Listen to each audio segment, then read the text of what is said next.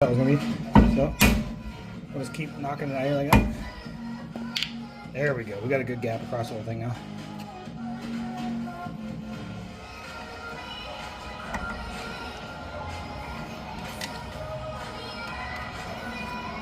Hey, look at that. Came right off. Alright, so now we gotta remove this cotter pin of progressive flag.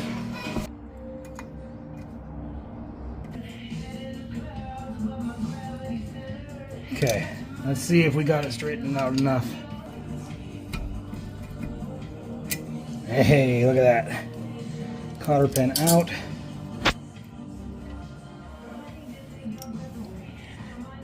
That nut was very, very loose.